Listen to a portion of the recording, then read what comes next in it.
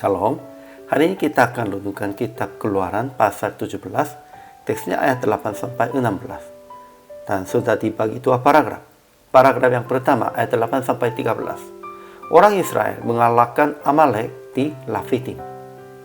Paragraf yang kedua ayat 14 sampai 16. Tuhan perintahkan kepada Musa akan tuliskan semua ini dalam kitab sebagai tanda peringatan. Dan Musa mendirikan sebuah mezbah dan menamainya Tuhanlah panji-panjiku. Kesimpulannya, orang Israel berperang dengan orang Amalek. Itu perang pertama di padang gurun. Amalek adalah keturunan Esau, anak Elipasnya. Mereka berletak di tanah Kanaan selatan dan mereka bertengkar dengan orang Israel sampai zaman Raja Daud. Perang ini memproseskan dengan dua sisi. Pertama, perang secara materi yang Yosua hanya membimbing. Kedua, perang secara rohani yang Musa mengangkat tangannya. Dan perang secara materi dikontrol oleh perang secara rohani. Akhirnya orang Israel menang karena Musa mengangkat tangannya terus sampai saat menang.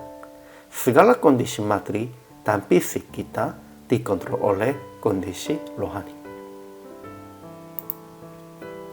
Ajaran tentang Allahnya. Pertama, Tuhan berfirman kepada Musa akan tuliskan semuanya hal dalam sebuah kitab sebagai tanda peringatan. Dan ia janji bahwa akan menghapuskan sama sekali ingatan kepada Amalek dari kolong langit. Kedua, Tuhan menjadi panji-panji bagi kita. Tuhan berperang melawan Amalek turun-temurun. Ajaran tentang manusianya. Pertama, orang Amalek datang dan berperang melawan orang Israel di Lafitim.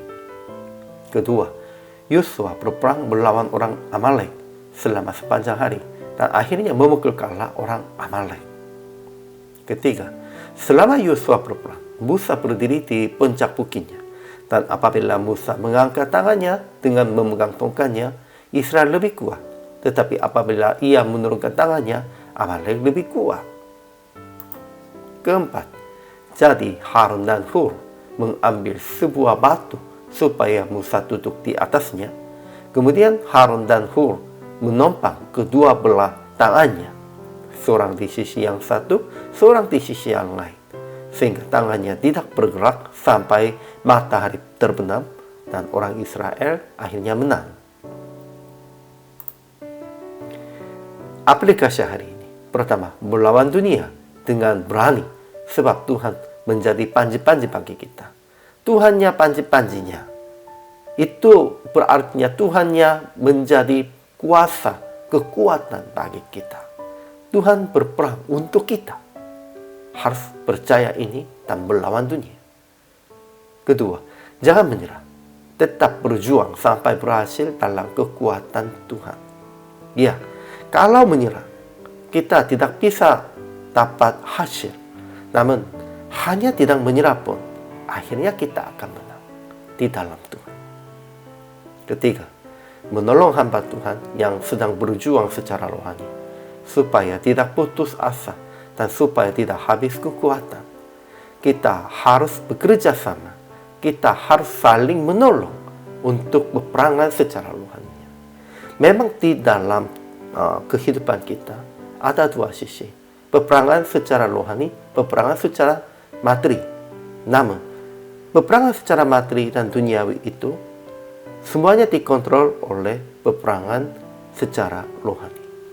Dan pada waktu kita tetap memegang tangan Tuhan, pasti akan mengalahkan kuasa dunia dan kita akan menjadi pemenang di dalam peperangan rohani maupun peperangan secara jasmani juga.